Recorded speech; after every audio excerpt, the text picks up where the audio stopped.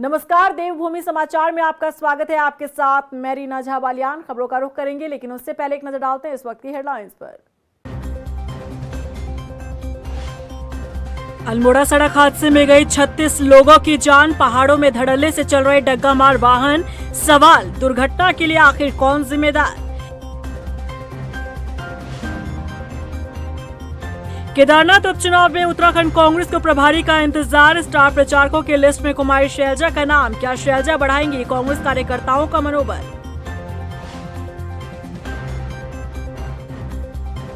उत्तरकाशी में मस्जिद विवाद के बाद फिर से धरने पर बैठे हिंदू संगठन के लोग। दोषियों के खिलाफ सजा और निर्दोष लोगों को जेल से छोड़ने की मांग। उग्र आंदोलन की चेतावनी। और देहरादून के कृषि उत्पादन मंडी परिषद कार्यालय में एसडीएम सदर की औचक छापेमारी। 19 कर्मचारी मिले गैर हाजिर। वेतन रोकने के निर्देश।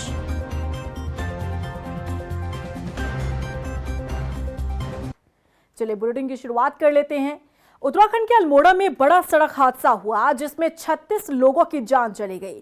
सीएम धामी ने हादसे की जांच के निर्देश दे दिए हैं, तो वहीं इस हादसे ने फिर कई सवाल खड़े कर दिए हैं। देखिए रिपोर्ट। उत्तराखंड के अल्मोड़ा में बड़ा हादसा। बस हादसे में गई 36 लोगों की जान। हादसे के लिए आखिर कौन जिम्मेदार?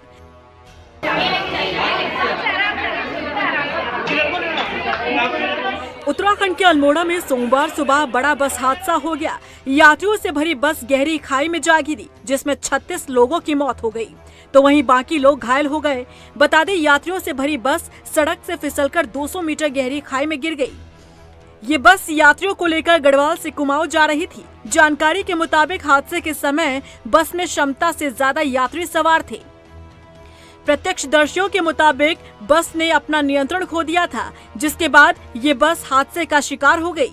हालांकि यह हादसा कैसे हुआ, इस पर सीएम धामी ने जांच के आदेश दे दिए हैं, तो वहीं मृतकों के परिजनों और घायलों के लिए सहायता राशि की घोषणा की गई है। रामनगर के पास अल्मोड़ा जनपद में बहुत ही दुखद घटना घटी है।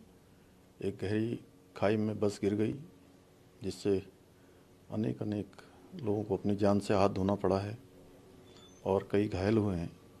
उन सभी घायलों को तत्काल स्वास्थ्य सुविधाएं मिले, उपचार मिले, उसके लिए सभी एम्बुलेंस इत्यादि की व्यवस्था तत्काल वहां पर की जा रही है। सभी को भेजा गया है।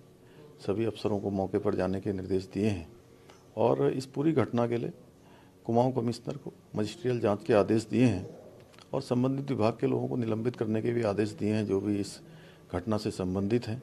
कहीं भी कोई लापरवाही होगी तो उसके खिलाफ सख्त कार्रवाई की जाएगी। अभी तक जो पुष्टि हुई है, इसमें 36 टोटल कैजुअलिटीज की पुष्टि हुई है। माननीय मुख्यमंत्री जी की ओर से इसमें जिनकी डेथ हुई है उनको 4 लाख उनके परिवार को देने की घोषणा हुई है और जो घायल हैं उनको 1 लाख रुपए की माननीय मुख्यमंत्री जी की ओर से राहत देने की घोषणा हुई। इस दर्दनाक हादसे के बाद एक बार फिर सड़क सुरक्षा को लेकर कई सवाल खड़े हो रहे हैं। उत्तराखंड जैसे राज्यों में सड़क हादसों के लिए कई कारक जिम्मेदार हैं।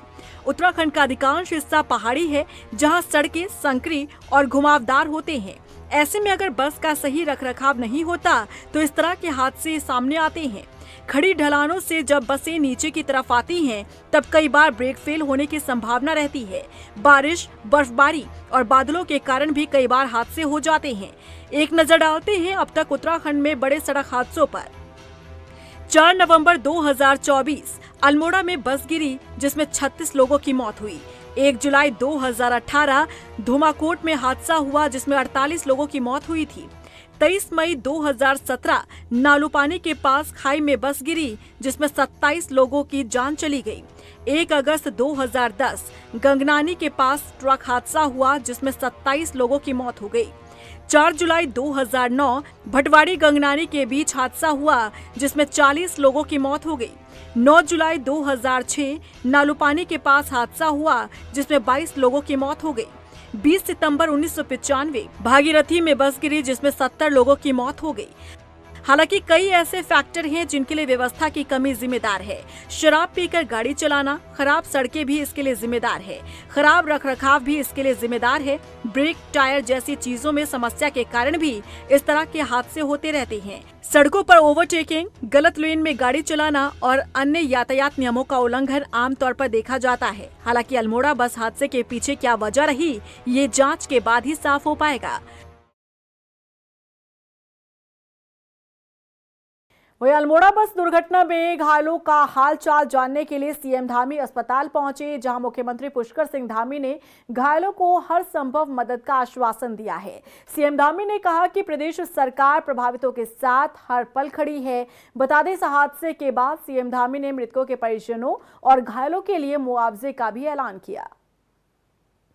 उत्तराखंड में केदारनाथ उपचुनाव के लिए बीजेपी और कांग्रेस ने अपनी कमर कस ली है। दोनों ही दलों ने स्टार प्रचारकों की सूची भी जारी कर दी है, जिसमें स्थानीय नेताओं को ही चुनाव प्रचार की जिम्मेदारी सौंपी है। लेकिन सूची को देखकर एक बार फिर कांग्रेस नेताओं की धड़कनें बढ़ गई है, क्योंकि इस लिस्ट में पहला ही नाम उत्तराखंड कांग्रेस प्रदेश प्रभारी का है, जिसका उत्तराखंड कांग्रेस लंबे समय से इंतजार कर रही है।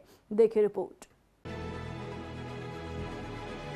केदारनाथ उपचुनाव को लेकर कांग्रेस हो या बीजेपी, दोनों ही दल अपनी चुनावी रणनीति को अमलीजामा पहनाने में जुटे हैं। बीजेपी और कांग्रेस ने चुनाव प्रचार को धार देने के लिए अपने नेताओं के स्टार प्रचारकों की सूची भी जारी कर दी है। दोनों ही दलों ने स्थानीय चेहरों को मैदान में उतारना उचित समझा, इसीलिए प्रदेश प्रभारी के साथ साथ मंत्री, सांसद, विधायक, पूर्व विधायक और वरिष्ठ नेताओं को स्टार प्रचारक बनाया है। लेकिन कांग्रेस के लिए चिंता इस बात की है कि प्रदेश प्रभारी जो उत्तराखंड से दूरी बनाए हुए हैं, उन्हें भी स्टार प्रचारक की सूची में सबसे ऊपर रखा गया है। जबकि चाहे लोकसभा चुनाव हो या फिर पिछले उपचुनाव, प्रभारी सिर्फ नाम मात्र या मुंह दिखाई के लिए उत्तराखंड पहुंची।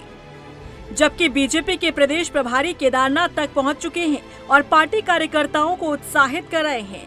कांग्रेस प्रवक्ता गरिमा दसोनी का कहना है कि कांग्रेस के लिए इस उपचुनाव में जो उपयोगी चेहरे हैं और जनता जिस पर भरोसा करती है, उन्हें स्टार प्रचारक बनाया गया है।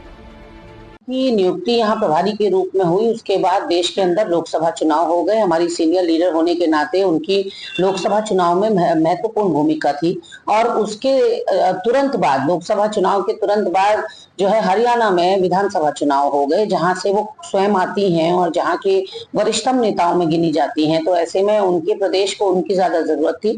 पर इसका ये बिल्कुल मतलब नहीं है कि शैलजा जी पूरी तरह से उत्तराखंड कांग्रेस के बारे में न दिलचस्पी ले रही, न इंटरेस्ट ले रही हैं। लगातार वो जूम बैठकें ले रही हैं, लगातार वो नेताओं को दिल्ली बुला रही हैं और निर्देश जारी कर रही हैं।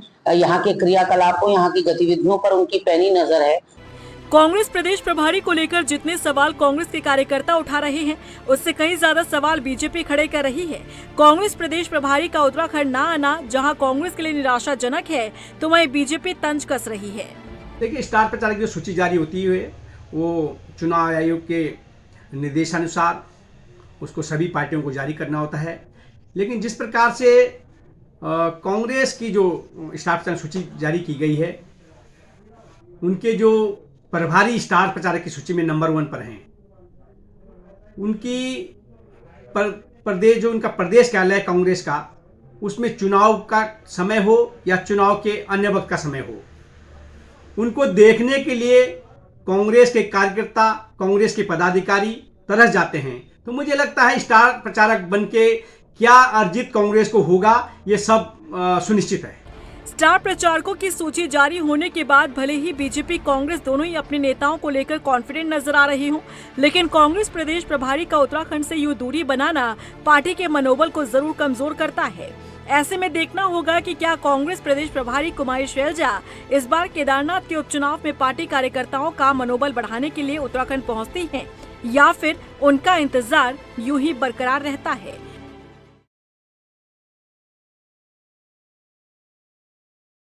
उत्तरकाशी में मस्जिद के खिलाफ हुए विरोध प्रदर्शन की घटना की जांच और दोषियों पर कार्रवाई की मांग को लेकर हिंदू संगठनों ने सांकेतिक धरना दिया। संगठन से जुड़े लोगों का कहना है कि इस पूरे मामले में जिला प्रशासन लापरवाही बरत रहा है।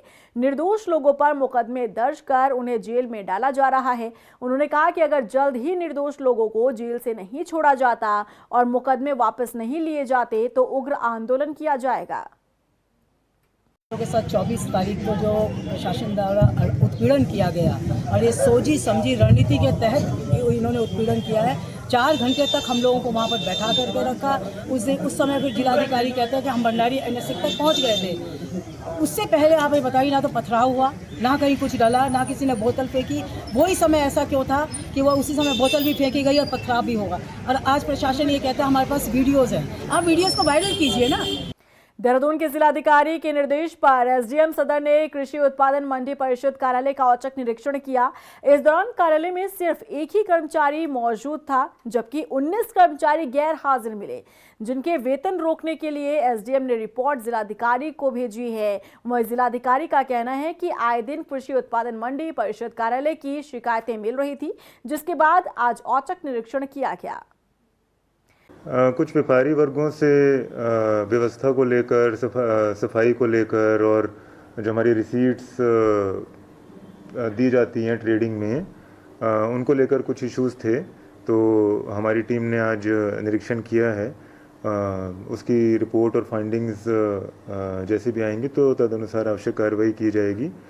सेकेंडली, वहाँ पर कुछ इंफ्रास्ट्रक्चरल अपग्रेडेशन की भी आवश्यकता है।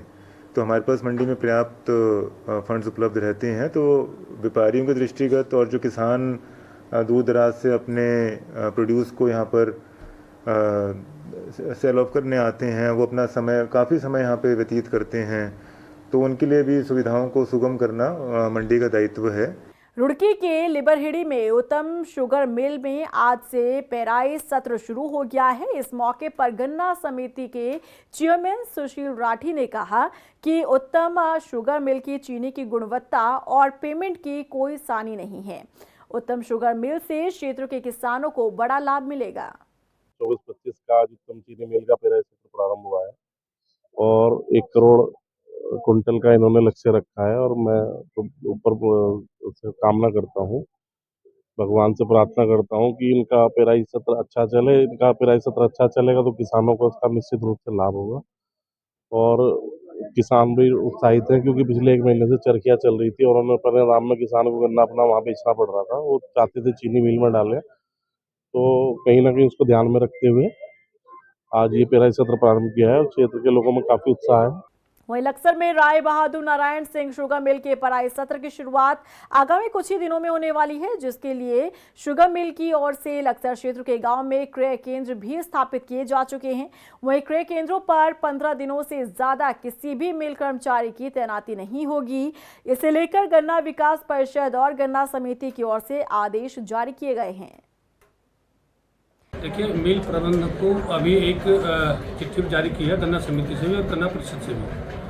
जो तोल बाबू का जो समय होता है वो एक तोल केंद्र पर 15 दिन का होता है। इससे ज़्यादा अगर वो रुकता है तो वो कहीं ना कहीं किसान के लिए नुकसानदायक होता है।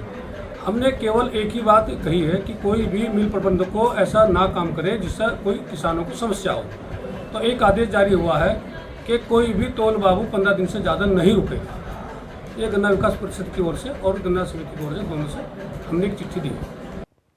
और इसी के साथ फिलहाल इस बुलेटिन में बस इतना ही, लेकिन चलते चलते एक नजर डालते हैं इस वक्त की हेडलाइंस पर।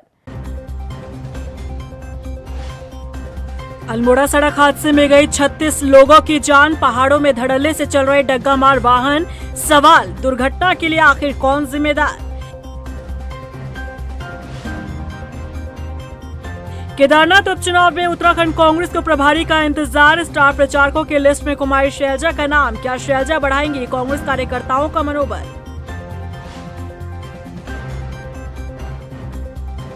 उत्तरकाशी में मस्जिद विवाद के बाद फिर से धरने पर बैठे हिंदू संगठन के लोग। दोषियों के खिलाफ सजा और निर्दोष लोगों को जेल से छोड़ने की मांग। उग्र आंदोलन की चेतावनी। और देहरादून के कृषि उत्पादन मंडी परिषद कार्यालय में SDM सदर की औचक छापेमारी। 19 कर्मचारी मिले गैर हाजिर, वेतन रोकने के निर्देश।